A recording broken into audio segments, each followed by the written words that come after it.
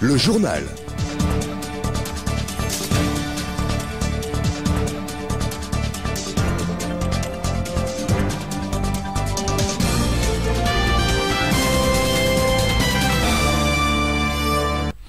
Bonjour à tous, nous sommes le mercredi 24 avril 2013, bienvenue dans votre journal. 2 entreprises de déménagement de la place sont suspectées d'avoir édité des fausses factures. Elles auraient aussi offert des avantages commerciaux non déclarés à leurs clients, principalement des militaires. C'est la section de recherche de la gendarmerie qui planche sur ce dossier depuis 15 jours. Le préjudice de l'escroquerie présumée s'élèverait pour l'instant à plus de 20 millions de francs et pourrait atteindre au total les 80 millions. Cependant, aucune garde à vue des gendarmes et des militaires n'a encore eu lieu. 800 dossiers ont déjà été saisis et 3 employés ont été placés en garde à vue, Jo. Oui, tout à fait. Politique maintenant avec Nicolas Dupont-Aillon, leader de Debout la République, qui tenait un meeting hier soir. L'occasion pour le député de l'Essonne et fondateur du parti donc Debout la République de remercier les 900 personnes qui ont voté pour lui lors de la dernière élection présidentielle et de saluer la toute nouvelle section calédonienne qui vient de se créer. Il faut, a-t-il souligné, que la France propose une stratégie maritime, une stratégie industrielle et une ambition forte pour la Nouvelle-Calédonie. Fin de citation. Nous en reparlerons d'ailleurs demain dans notre édition de la mi-journée avec une interview détaillée de l'intéressé. Au chapitre institutionnel maintenant, le gouvernement a adopté hier lors de sa réunion hebdomadaire un projet de loi concernant une nouvelle réglementation en matière d'étiquetage et de présentation des denrées alimentaires. Il a aussi approuvé différentes interdictions dans le cadre de l'exploitation des requins dans son espace maritime qui est désormais interdite. Et pour finir, l'exécutif a classé les atolls d'Entrecasteaux en parc naturel, ce qui implique un certain nombre de restrictions. Et ça, c'est une bonne nouvelle. Et puis enfin, sachez que les salariés de KNS au chapitre social s'interrogent toujours au lendemain de l'explosion chimique qui n'a fort heureusement pas fait de blessés ni causé de dégâts environnementaux. Les conclusions de l'enquête interne devrait être connue d'ici la semaine prochaine. Pour le délégué syndical du Soin Nickel sur le site de Vaud, l'explosion de samedi reste une énigme, donc un doute sur le futur. Fin de citation.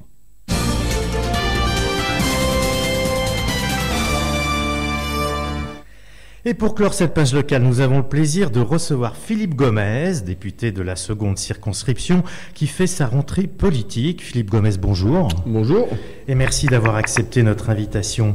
Hormis une interview accordée à notre confrère Demain en Calédonie, vous êtes depuis plusieurs semaines particulièrement discret, ce qui ne vous ressemble guère. Les raisons de ce silence, Philippe?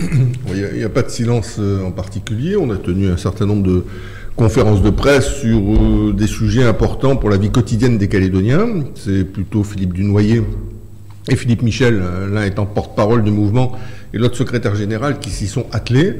Par ailleurs, Sonia Lagarde et moi-même, nous avons d'une part notre travail à l'Assemblée nationale et puis d'autre part la nécessité de rendre compte à nos électeurs sur le terrain de ce que nous faisons aujourd'hui et du respect des engagements que nous avons pris à l'égard des Calédoniens. C'est pour ça que nous avons fait un certain nombre de tournées, Sonia notamment sur les îles Loyauté récemment, en ce qui me concerne dans l'intérieur et plus particulièrement en province nord. Et voilà, c'est un petit peu le travail auquel nous nous sommes attelés.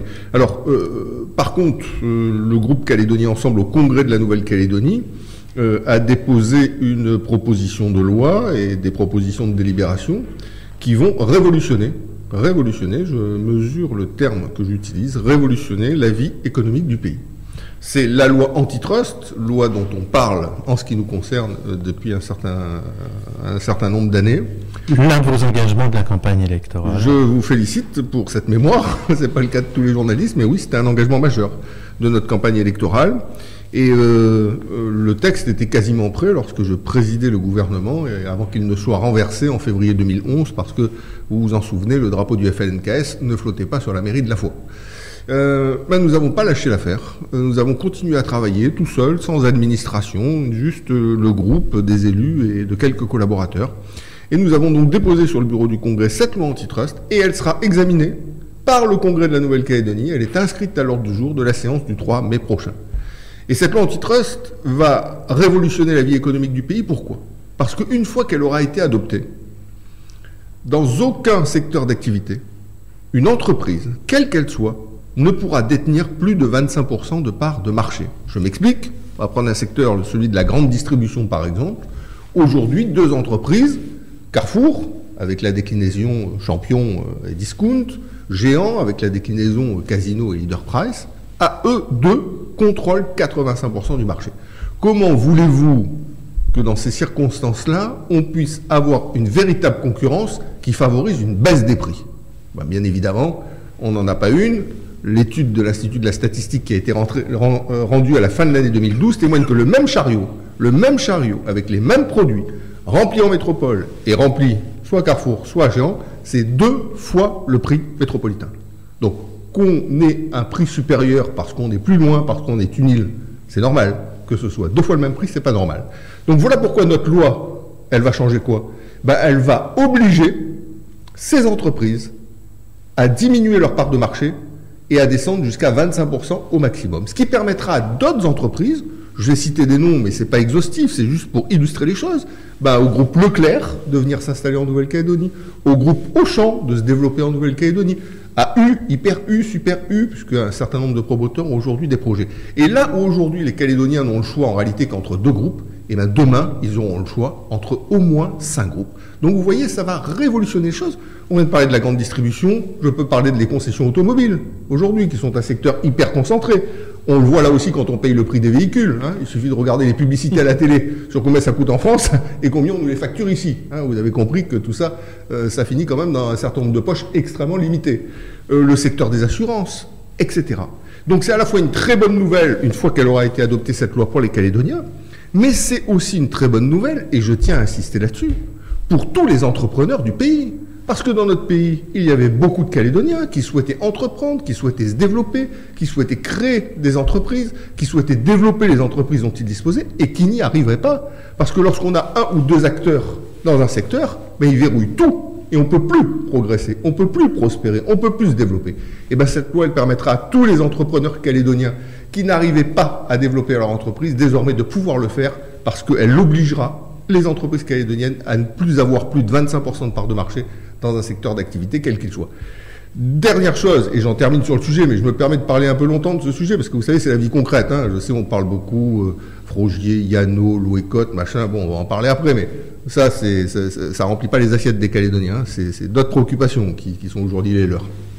Et donc, une fois que cette loi elle aura été adoptée, cette loi antitrust, il faut la faire respecter, parce que vous comprenez bien qu'on peut adopter toutes les lois du monde, si elles ne sont pas respectées, elles ne servent à rien. Et donc, on a milité avec Calédonie Ensemble, avec Sonia Lagarde à l'Assemblée nationale, pour qu'au comité des signataires qui s'est tenu en décembre 2012, la loi organique, c'est-à-dire la loi qui fixe le statut de notre pays dans le cadre de l'accord de Nouméa, que la loi organique soit modifiée pour qu'une autorité indépendante de la concurrence soit créée. Cette autorité indépendante de la concurrence sera composée de magistrats. Elle sera totalement indépendante des lobbies économiques ou politiques ou médiatiques du pays. Elle disposera d'un pouvoir d'enquête et de sanction.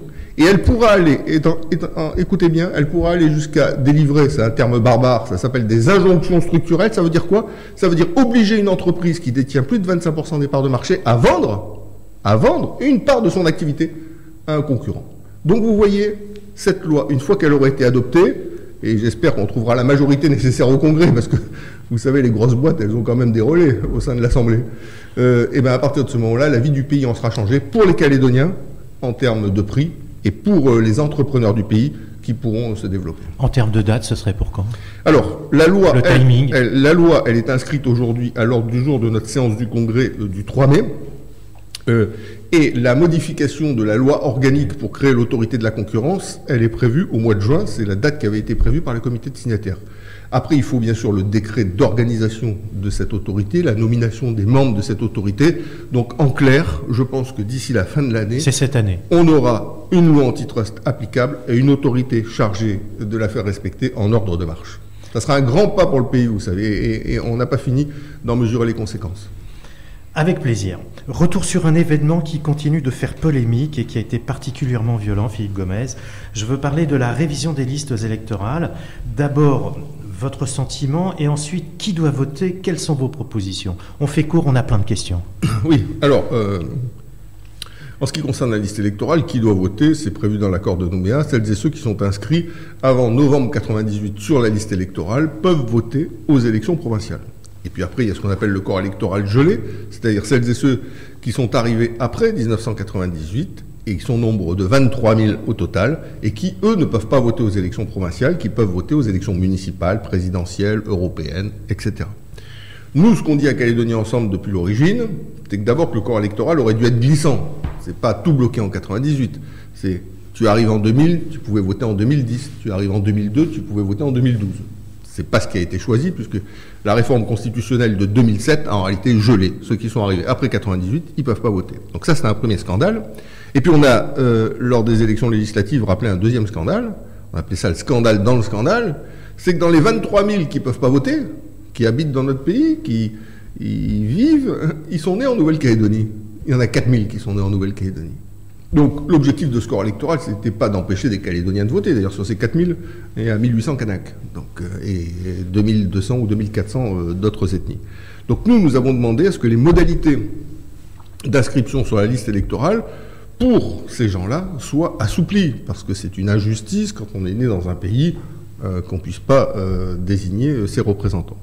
La deuxième chose que je veux dire sur ce sujet, c'est qu'il y a eu une attitude scandaleuse, inadmissible, inacceptable, intolérable, raciste, de la part du Parti travailliste, du DUS, que personne ne connaît, hein, ça peut être Dynamique Unitaire Sud, c'est des dissidents du Palican emmenés par Sylvain Paboutier, et de certains membres de l'UC, qui a consisté à tenter d'obtenir la radiation de la liste électorale d'un certain nombre de Calédoniens au motif que leur nom était un nom qui n'était pas un nom kanak.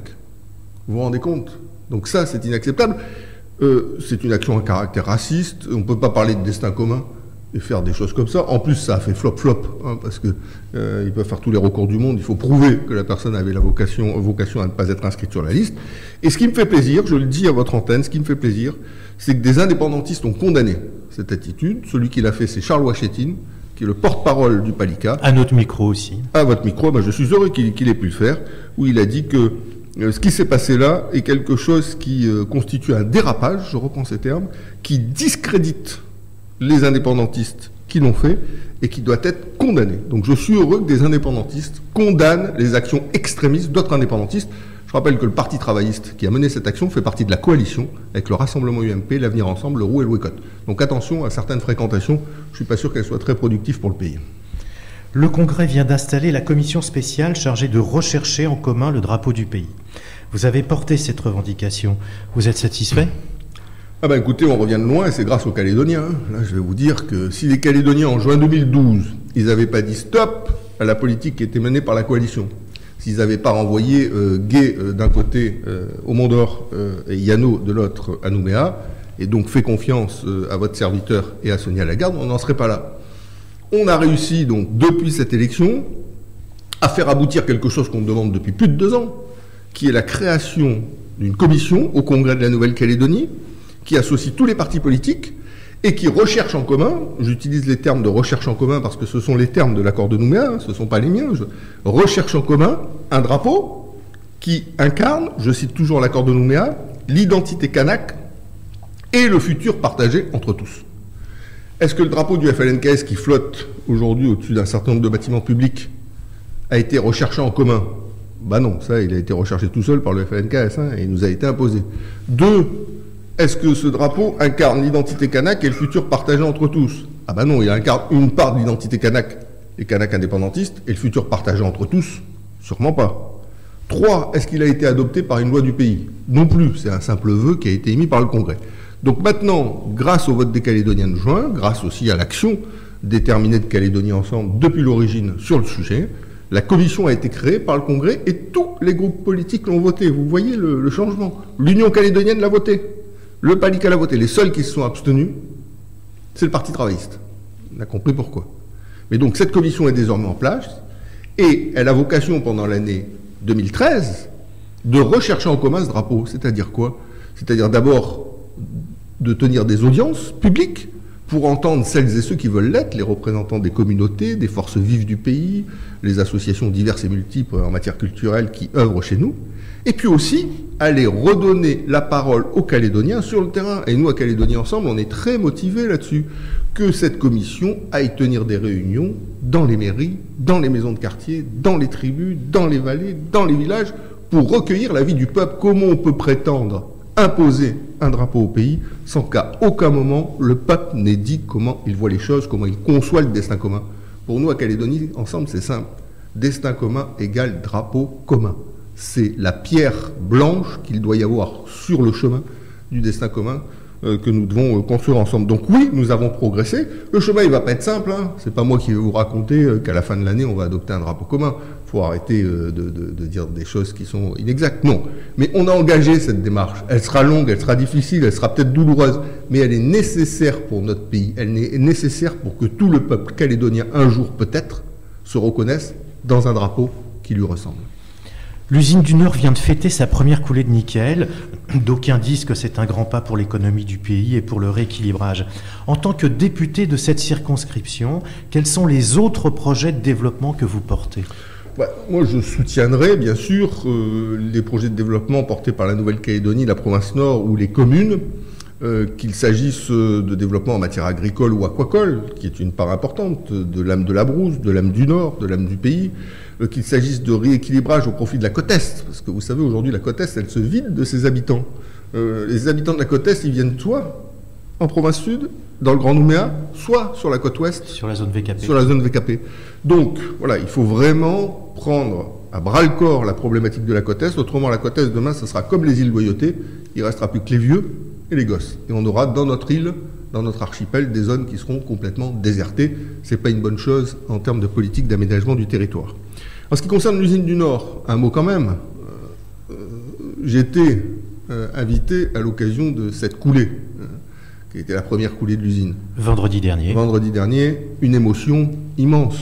Une émotion immense, je vous assure, une des émotions les plus fortes de ma vie politique, parce qu'on sent que quelque chose d'extraordinaire s'est passé là, que ce rêve vieux de 40 ans, même peut-être 50 ans, puisque le général de Gaulle en a parlé pour la première fois en 1966, que des vieux Calédoniens ont soutenu. Je rappelle le combat permanent qu'a mené Robert Frouin, élu de la province Nord, maire de Koumak pendant des années, en faveur de cette usine.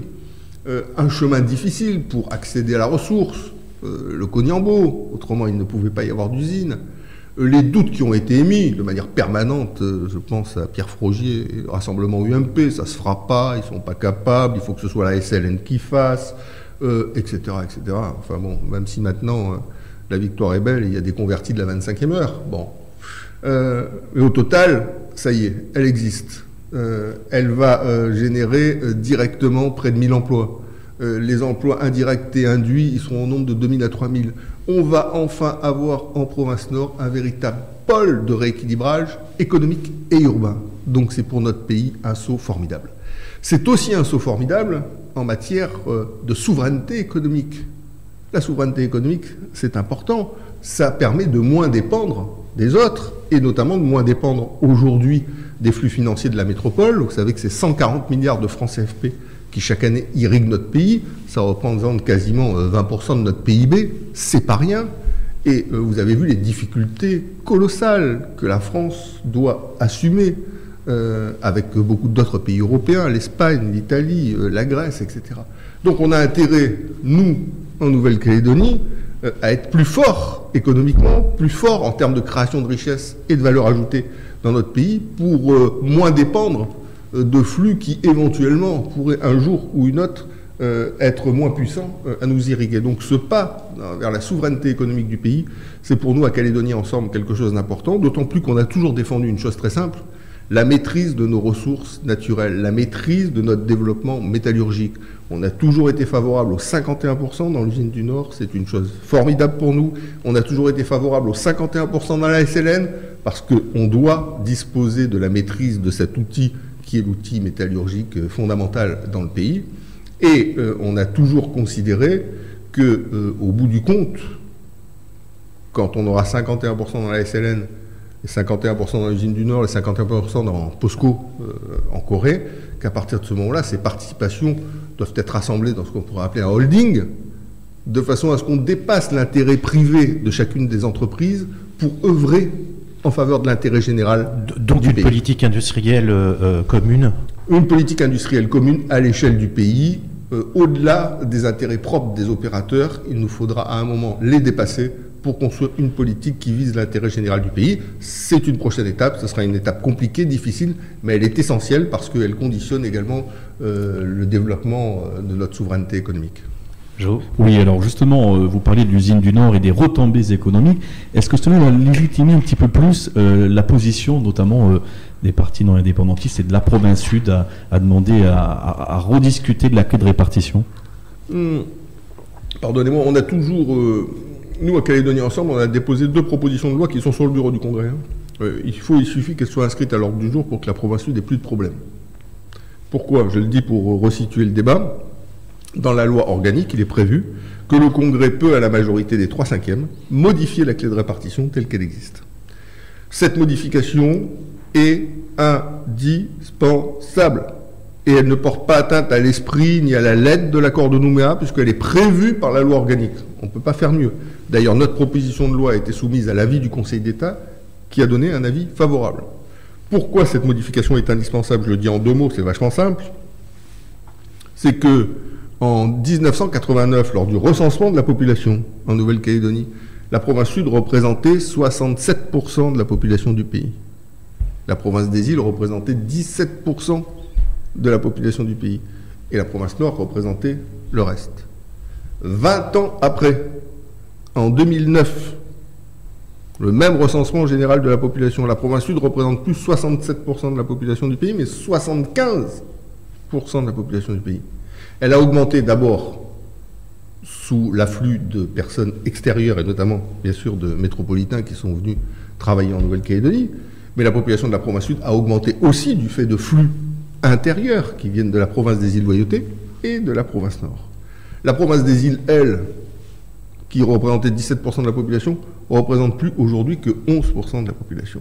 Donc il ne s'agit pas de remettre en cause les équilibres qui ont été prévus lors des accords de Matignon et qui ont permis la mise en œuvre de cette clé de répartition. Il s'agit de revenir à la discrimination telle qu'elle existait en 89, de la remettre au même niveau que celle de 89, étant donné que la population aujourd'hui est... Donc voilà ce qui est indispensable et qui est susceptible d'être fait, à mon avis, s'il y a un minimum de bonne volonté de part et d'autre. En tout cas, nous, c'est un dossier, on ne s'est pas contenté d'en parler à la radio, à la télé ou dans les journaux. On a conçu des propositions de loi, elles ont été déposées, elles ont été validées par le Conseil d'État, elles peuvent être votées demain.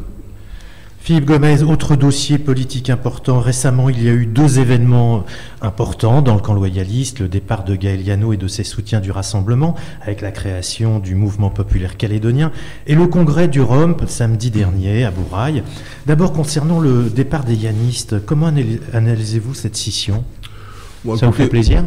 Ni plaisir, ni déplaisir. Ce que je veux dire, c'est que nous, on compte sur nos propres forces, sur nos propres convictions, nos propres valeurs, notre propre projet de société, notre propre projet politique pour faire en sorte d'être entendu par les Calédoniens à l'occasion des prochaines élections provinciales qui se tiendront en 2014.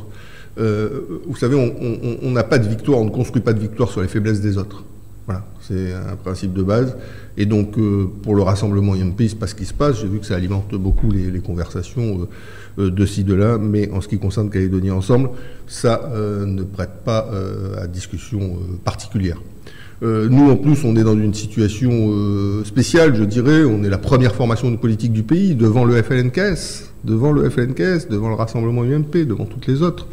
On a aujourd'hui, aux élections législatives, rassemblé 25 000 voix au premier tour, 45 000 au deuxième tour. Donc on a une légitimité qui est forte, pour une simple et unique raison, c'est le peuple qui nous l'a donné. Hein. Vous savez, un homme politique, il n'existe pas par lui-même. Hein. La seule légitimité qui lui permet de parler, de s'exprimer, c'est celle que lui donne le peuple. Si aujourd'hui je suis invité par vous, c'est parce que le peuple m'a confié une part de sa confiance à l'occasion des dernières élections et que j'essaye aujourd'hui d'en être digne. Et c'est ce que j'essaye de faire dans la vie de tous les jours et dans ma défense des intérêts du pays. Donc on a cette responsabilité particulière, a fortiori à l'approche des élections de 2014, puisqu'on rentre dans une séquence qui est quand même une séquence unique dans l'histoire du pays, avec un référendum pour ou contre l'indépendance. Et donc on concentre, si vous voulez, notre action et notre travail sur la définition de notre projet politique dans la perspective de ces élections. Et ce qui se passe à côté ne doit pas appeler particulièrement notre attention. On le constate simplement. Je vous propose d'y revenir dans moins de 5 minutes. On marque une première pause. On se retrouve tout de suite pour la suite de cette édition.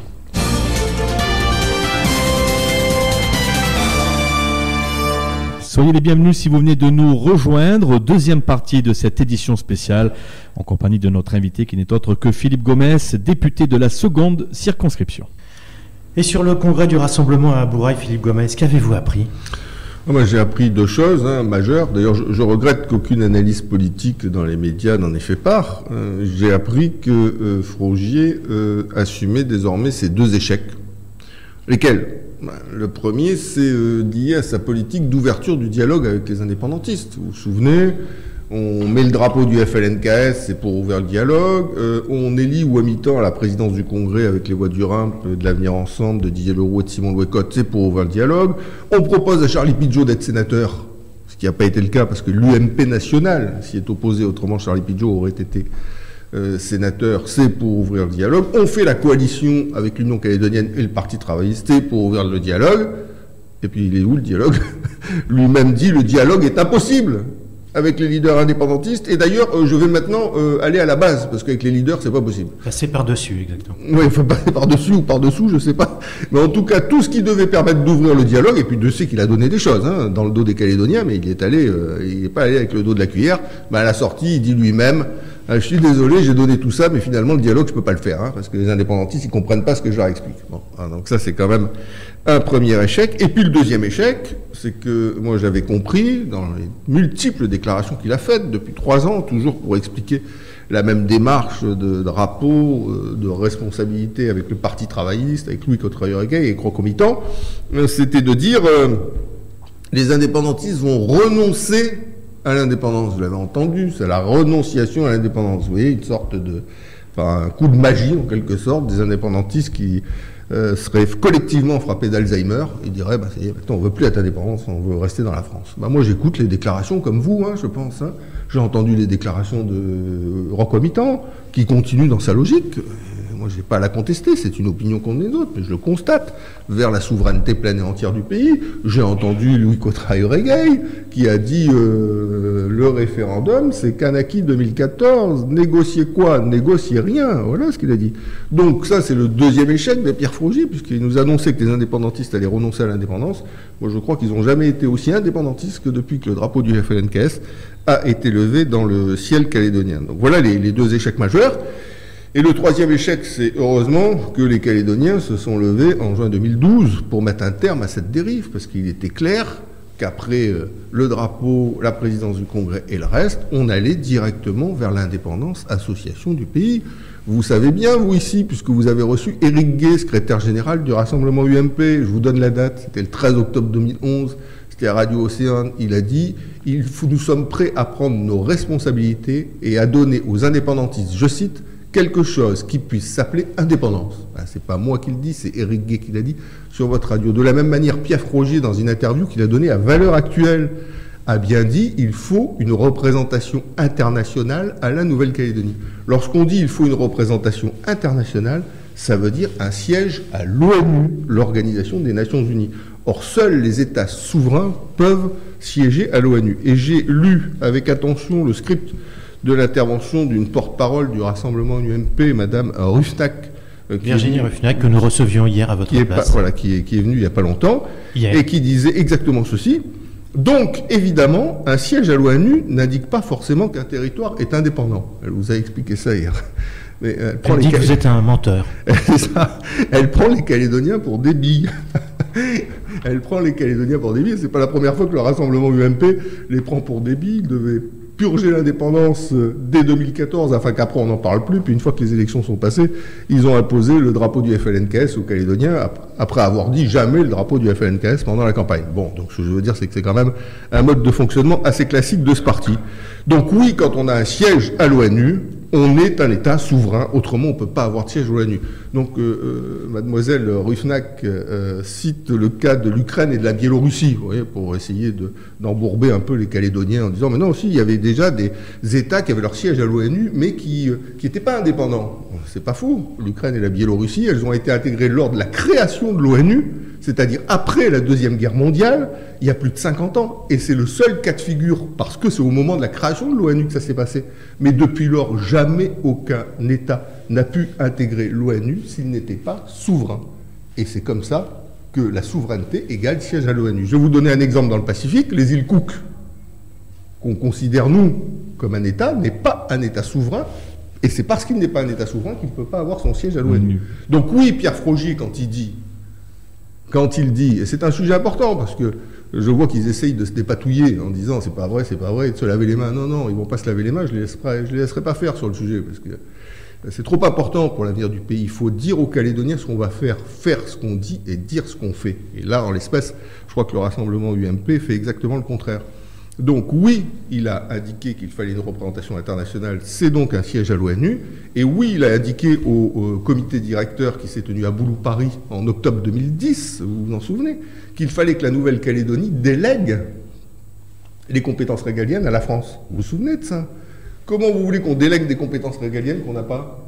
Si on délègue des compétences régaliennes, c'est bien qu'on nous les a données, oui ou non? Si on nous les a données, c'est bien qu'on est un État, oui ou non? Donc il faut bien qu'on passe par la case État pour avoir des compétences régaliennes que, dans l'hypothèse de Pierre Frogier, on redéléguerait à la France. Donc voilà un certain nombre d'éléments qui témoignent de manière assez claire, me semble-t-il, sauf pour celles et ceux qui veulent ne plus se souvenir de ce qui a été dit, du fait que c'est bien vers une indépendance association à la Pisani que le rassemblement UMP nous engageait.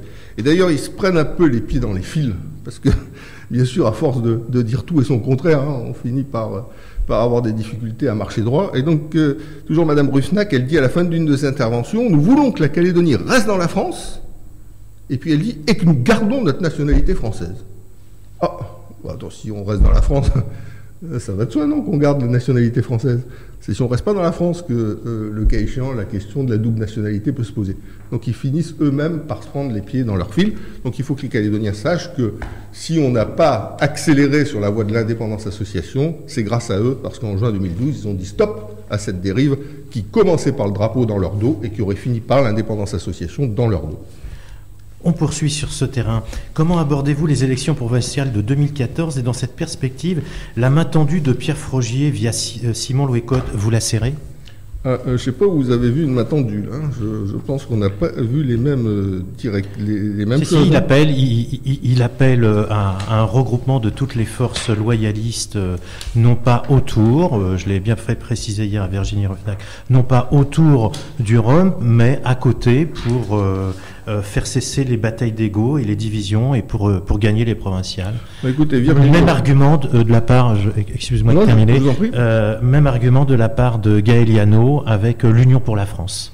D'accord. Enfin, en tout cas, la porte-parole nouvelle du rassemblement UMP a indiqué hier à votre micro, nous ne voulons pas travailler avec les dirigeants de Calédonie ensemble. Exact. Donc, je ne sais pas, vous avez eu une main tendue. À mon avis, c'est plus un refus, enfin, me semble-t-il. Donc, ce que je veux dire, c'est quoi? C'est tout ça, c'est de la posture médiatique. Hein. À Bourail, Pierre Frogier a lancé cet appel. Alors, c'est pas la première fois qu'il lance un appel. Je rappelle qu'il a lancé cet appel. C'est un peu une mécanique de l'appel à l'Union pour la France dès lors qu'il n'est pas en difficulté. Bon, donc, sauf qu'il faut quand même qu'il revisite sa manière de se positionner. Il l'a fait juste avant que mon gouvernement que je présidais soit renversé en février 2011. C'était à l'Assemblée de la Province Sud en décembre 2010. Les nouvelles titraient la main tendue de Pierre Frogier. Et par en dessous, il agitait Charlie Pidgeot pour que Charlie Pidgeot renverse le gouvernement. Je rappelle qu'avant les législatives, vous vous souvenez, il a fait aussi la main tendue de Pierre Frogier pour qu'il y ait un candidat par circonscription. Et d'ailleurs, Isabelle Lafleur qui s'est précipitée sur cette main tendue, et là, hop, Pierre Frogier l'a retiré en disant non, c'est trop tard, il aurait fallu que vous veniez avant. Donc, elle l'avait d'ailleurs signalé sur les ondes. Donc ce que je veux dire, c'est que vraiment, faut pas avoir honte, quoi, faut être clair, faut pas avoir honte pour refaire le coup de la main tendue. En réalité, il n'y a pas plus de main tendue que de beurre en branche. La réalité, elle est très simple. Ils sont en train de faire un nouveau packaging. Donc il y a la plateforme, c'est pas lui qui va le faire, donc il demande à Simon Louécotte de s'y atteler. Simon Lecott va aller voir Didier Leroux et dit Didier Leroux, tu viens sur notre plateforme? Didier va dire oui. Après, Simon Locotte va aller voir Harold Martin, avec qui il a fait une liste en 2009. Tu viens sur notre plateforme? Harold Martin, il va dire oui. Et puis voilà, ils vont faire leur plateforme A4. Mais ce que je veux dire, c'est que la plateforme A4, elle existe déjà. Elle s'appelle la coalition. Il y a bien aujourd'hui Didier Leroux, Harold Martin, Pierre Frogier et Simon Locotte qui sont dans la coalition avec le Parti travailliste et l'Union calédonienne. Donc cette plateforme n'est qu'un paquet cadeau, un papier cadeau, par contre, nouveau sur les partis qui ont décidé de travailler et de gouverner avec le Parti travailliste et l'Union calédonienne. Et pourquoi ils ont pris cette initiative? C'est très simple, c'est parce que Gaël Liano a lancé son Union pour la France. Donc ils ne voulaient pas rester en reste, et donc ils ont lancé, eux, de leur côté, cette plateforme commune. Voilà, donc en ce qui nous concerne à Calédonie Ensemble, nous on ne considère pas qu'empiler des personnalités juste avec quelques slogans et sans véritable projet, ça constitue véritablement une bonne chose pour le pays. Nous on a une identité propre, Calédonie Ensemble, nous sommes un parti calédonien, nous sommes un parti favorable à une mise en œuvre pleine et entière de l'accord de Nouméa, nous assumons tout ce qui relève de l'accord dans toutes ses dimensions, nous sommes pour une Calédonie émancipée, au sein de la République, qui se gouverne elle-même. Nous sommes pour une Calédonie solidaire, parce que le vrai scandale de notre pays, ce sont bien sûr les injustices sociales, les inégalités sociales, et nous devons faire en sorte que, si le destin commun arrive un jour dans notre pays, est susceptible d'être construit, est susceptible de nous rassembler, c'est bien sûr en luttant d'abord contre les inégalités sociales. Nous sommes pour aller au bout de l'accord de Nouméa, mais pour rester au sein de la République, parce que, comme je le dis, souvent, la République, c'est un peu comme le récif autour de notre île. Ça nous protège. Ça nous protège de qui? D'abord des prédateurs extérieurs. Les Chinois sont en train de racheter avec de grosses liasses toutes les îles du Pacifique, les unes après les autres. Et moi, je crains, hélas, que si la Nouvelle-Calédonie, un jour, devait s'aventurer sur les rivages de l'indépendance, on soit très rapidement sous une mainmise chinoise ici, d'autant plus que nous avons des ressources naturelles qui sont susceptibles de les intéresser particulièrement. Donc oui, la République, c'est un récif, ça nous protège de l'extérieur. Et la République, ça nous protège aussi de certains d'entre nous. Vous savez, dans cette affaire de drapeau que j'ai vécue ces 3 dernières années, j'ai quand même fait l'objet d'attaques incessantes, d'une mobilisation totale. Imaginez qu'on ait été indépendant. Je veux dire, ça fait longtemps que je serai au camp Est avec les autres opposants politiques, parce que ça se passe comme ça. À Fidji, tous les opposants politiques ou syndicaux sont au camp Est. Vous avez bien vu qu'au Salomon, en Papouasie-Nouvelle-Guinée, le Premier ministre y part, il revient, il y en a un qui a pris sa place. Hein.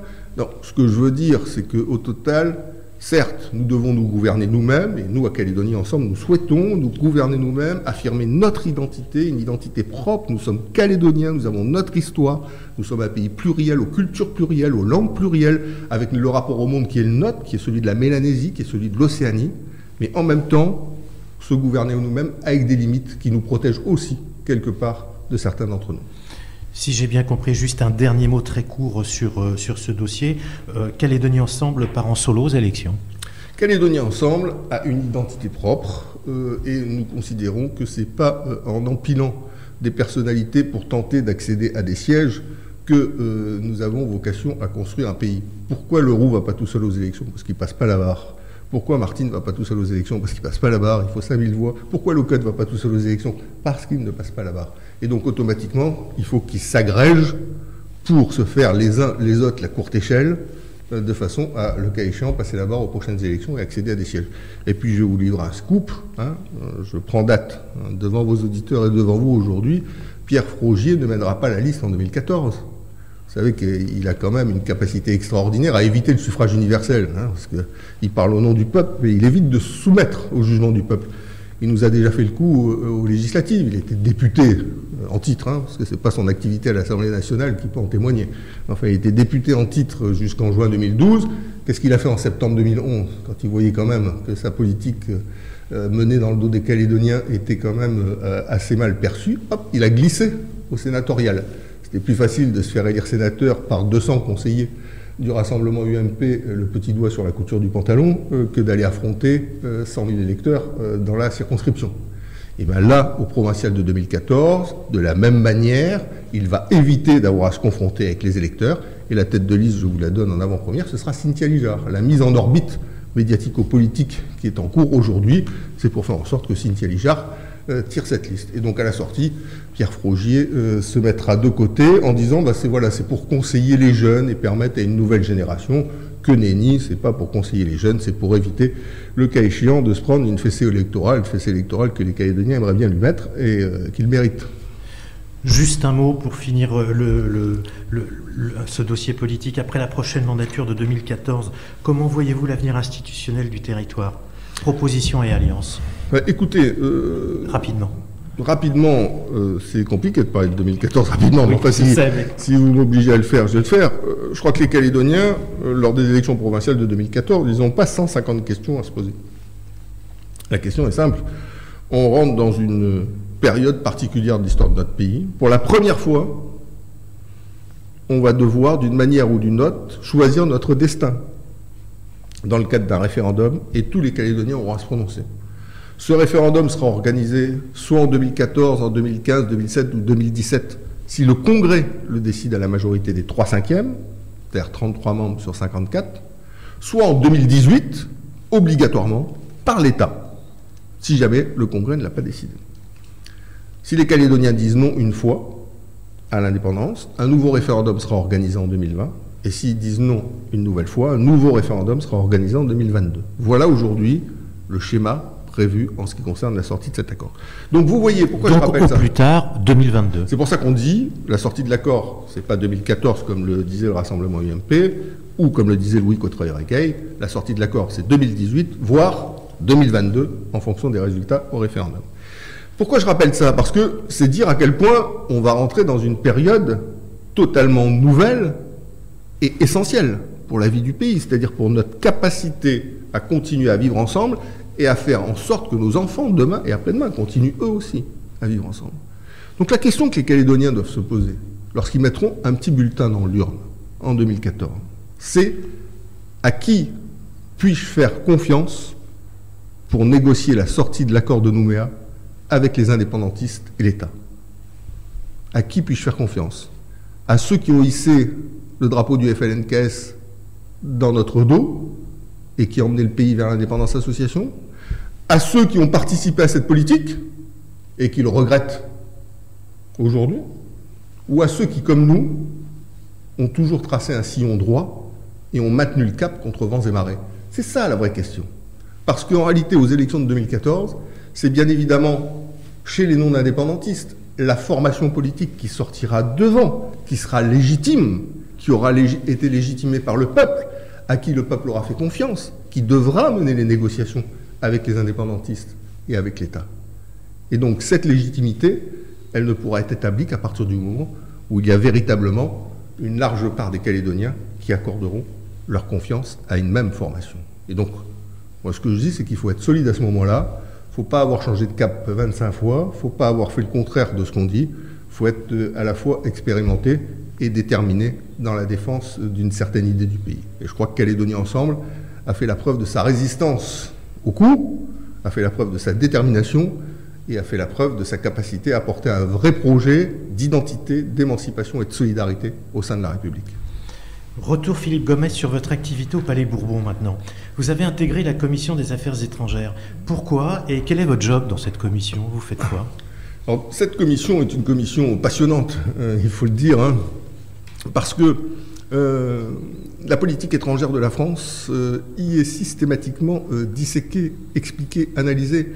On a régulièrement, tous les mois, le ministre des Affaires étrangères, Laurent Fabius, qui vient rendre compte des différentes actions diplomatiques qui ont été engagées par la France. Dès lors qu'une opération d'importance, comme l'intervention française au Mali... Vous avez voté pour sa prolongation? Oui, bien sûr, bien sûr. Dès lors qu'une intervention importante comme l'action de la France au Mali est engagée, à partir de ce moment-là, les ministres et autres responsables viennent rendre compte devant la Commission et répondent aux interrogations de la Commission. Dès lors que un responsable gouvernemental d'un autre pays ou un ambassadeur de notre pays est de passage en métropole, à partir de ce moment-là, il est auditionné par la Commission. Donc c'est bien sûr les affaires du monde. Et donc c'est bien loin du récif, pour une large part. Mais en même temps, on se rend compte à quel point on est un tout petit confetti dans le Pacifique. Et ça relativise, bien sûr, un certain nombre de choses. Et puis la deuxième raison qui m'a conduit à être dans cette commission, c'est que, comme vous le savez, je suis très engagé sur ce qui relève de l'intégration régionale. la Nouvelle-Calédonie doit prendre toute sa place au sein de la Ménésie et au sein de l'Océanie, au sein de la région Pacifique, qui sera bien évidemment, qui l'est déjà, la première région politique et économique du XXIe siècle. Et donc, pour ce faire, j'ai milité en tant que président du gouvernement pour que la Nouvelle-Calédonie devienne membre à part entière du Forum des îles du Pacifique, qui est la première organisation politique régionale. J'ai œuvré aussi pour que des représentants de la Nouvelle-Calédonie soient au sein des ambassades de France dans la région, en tant que délégués du pays, tout ce qui est prévu par l'accord de Nouméa. Et donc, la politique qui est menée dans la région par l'Australie, par la Nouvelle-Zélande, par le Japon, par la Chine, d'une manière ou d'une autre, vient impacter l'intégration régionale de la Nouvelle-Calédonie ou peut concerner la politique de la France dans le Pacifique. Et donc être au sein de la Commission des Affaires étrangères me permet de faire entendre la petite musique du pays, le cas échéant, lorsqu'un certain nombre de sujets nous concernent ou sont susceptibles de nous concerner. Me permet aussi d'être informé de ce qui se passe au niveau non seulement de l'action en matière de politique étrangère de la France, mais également de l'action en matière de politique étrangère, je pense à l'Australie ou à la Nouvelle-Zélande. Je suis membre, en ce qui me concerne, pour justement suivre ces sujets-là, des groupes d'amitié France-Australie, France-Nouvelle-Zélande, France-Vanuatu et France-Papouasie-Nouvelle-Guinée. C'est vous dire que j'entends véritablement, parce que Calédonie Ensemble est attaché à l'identité propre du pays, que nous prenions toute notre place dans le concert des pays du Pacifique. Sur une autre radio de la place, une célèbre chroniqueuse parle de vous comme d'un député centriste. Cela vous fait plaisir? Cela vous convient? Écoutez, je trouve que l'imagination ne lui a jamais fait défaut. J'ai fait une fois un bilan sur les 10 dernières années. Vous allez rire, hein, mais on peut rire aussi dans une interview politique, c'est pas interdit par la loi. Pas encore, ça le sera peut-être un jour, mais... En tout cas, jamais Radio Océane. Voilà, donc je vous remercie, mais j'ai fait un petit bilan sur les 10 dernières années. 2004 à 2013, de voir combien de fois j'avais été cité dans cette chronique. Donc en 10 ans, vous avez quasiment 500 chroniques. J'ai été cité 412 fois. C'est quand même formidable. Ce que je veux dire, c'est que je suis quasiment un élément obsessionnel de la chroniqueuse dont vous faites état. Donc sur cette plaisanterie mise à part, force est de constater que ces chroniques n'ont pas l'importance que peut-être elles y accordent, puisque au total, qu'il s'agisse de 2009 ou de 2012, les Calédoniens ont suivi leur chemin indépendamment des chroniques qui me vilipendent à longueur de lundi matin. Vous savez, le lundi, j'écoute pas cette chronique, mais j'en lis le script, et de façon à savoir quelles sont les turpitudes dont je me suis rendu coupable au cours de la semaine écoulée. Hein. Donc, sur la question du député centriste, donc c'est un nouveau qualificatif qui m'est attribué. Centriste, sûrement pas. Je sais même pas ce que c'est le centrisme. J'ai l'impression que c'est ni de droite, ni de gauche, un peu au milieu, et finalement nulle part. Donc non, centriste, je crois pas que ce soit un qualificatif qui soit susceptible de s'attribuer, qui soit susceptible de m'être attribué. Je pense que ma vie politique et mon parcours politique, le cas échéant, en témoignent. Non, je fais partie d'un groupe qui s'appelle l'UDI, Union des démocrates et indépendants. Vous savez qu'il n'y avait pas le terme de centrisme. Non, autrement, si c'était un groupe centriste, il y aurait marqué centriste. C'est pas marqué. C'est Union des démocrates et indépendants, qui est un groupe en réalité qui réunit toute la droite parlementaire non UMP. Il y a l'UMP qui est le gros parti politique de droite avec 200 députés. Et puis à côté, il y a l'UDI qui est un autre parti politique de droite, plus petit, de 30 députés. Avec comme leader Jean-Louis Borloo. Et dont le leader est Jean-Louis Borloo, qui est d'ailleurs parti radical, qui n'est pas d'une formation centriste. Et là, dans ce groupement, vous avez effectivement les députés centristes du Nouveau Centre, auquel j'ai jamais appartenu, qui était le parti, qui est toujours d'ailleurs le parti d'Hervé Morin. Vous avez les représentants du parti radical. Vous avez les députés de Polynésie qui viennent de gagner d'ailleurs les élections provinciales. Et vous avez des députés qui étaient jusqu'à maintenant non inscrits, mais qui font partie de la droite parlementaire. Donc, qu'est-ce qui caractérise ce groupe, si on veut le distinguer de l'UMP? On peut dire que c'est une droite modérée, une droite sociale, une droite humaniste, une droite écologiste. Voilà ce qu'on peut dire par rapport à l'UMP. Donc je fais partie, à titre individuel, je le dis bien aux auditeurs, à titre individuel, de ce groupe politique-là, parce qu'il fallait bien siéger au sein de l'Assemblée nationale, au sein d'un groupe, si on voulait avoir la capacité à défendre les dossiers du pays, à prendre la parole au nom d'un groupe. Autrement, quand on est non inscrit, on a quand même tendance à avoir plus de difficultés. Et on l'avait dit à l'occasion des élections, je l'avais dit avec Sonia Lagarde, soit nous resterons non inscrits, soit nous deviendrons apparentés à un groupe parlementaire de droite. L'UMP étant déjà pris, et même 2 fois pris maintenant, puisque j'ai vu qu'ils avaient 2 boutiques de représentation locale. L'une, Pierre Frogier, boutique résiduelle, et Gaëliano, boutique nouvelle. Bon, donc nous, il est clair qu'on ne pouvait pas représenter l'UMP. En plus, la politique suivie par l'UMP, notamment avec le drapeau, etc., ne nous paraissait pas très opportune pour le pays. Donc c'est comme ça qu'on a adhéré à l'Union des démocrates indépendants. Mais Calédonie Ensemble est un parti calédonien qui dépend strictement d'aucune formation politique nationale. C'est notre fierté. C'est notre fierté. On ne cherche pas à appartenir à une formation politique nationale. À Calédonie Ensemble, on peut venir et avoir la sensibilité nationale qu'on veut. On peut être UMP, on peut être UDI, on peut être socialiste, on peut être écolo, on peut être ce que vous voulez. Peu importe. Il n'y a pas de nécessité d'appartenir à une formation politique nationale. L'important, c'est quoi? C'est qu'on se retrouve pour un projet pour le pays, au-delà de notre sensibilité nationale, qu'on partage et qu'on porte un même projet pour le pays. Et vous savez, en réalité, dans nos adhérents, 90% de nos adhérents n'appartiennent à aucun parti national. Peut-être 10% qui ont des cartes de partis nationaux, mais 90% n'appartiennent à aucun parti. Ils sont surtout au sein de Calédonie Ensemble, parce qu'on porte une certaine idée de la Nouvelle-Calédonie, de son avenir et de son émancipation au sein de la République. Philippe Gomez, une dernière question, le temps nous est compté. Si mes infos sont exactes, l'omelette est l'un de vos plats préférés. Vous irez dimanche à la fête de la ville de Demba partager l'omelette géante avec Georges Naturel? D'abord, vous êtes un très mauvais journaliste d'investigation, je tenais à vous le dire, parce que celui qui vous a dit que l'omelette était mon plat préféré, c'est que soit il vous a menti, soit il vous a roulé, ou peut-être un des deux. Donc non, c'est pas l'omelette, ce sont les pâtes. Et donc si vous voulez, d'ailleurs, la prochaine fois je reviens, je vous fais des pâtes. Et puis, avec plaisir. Je ne donnerai pas mes sources. Mais par contre, non, il ne faut pas les donner, elles sont mauvaises.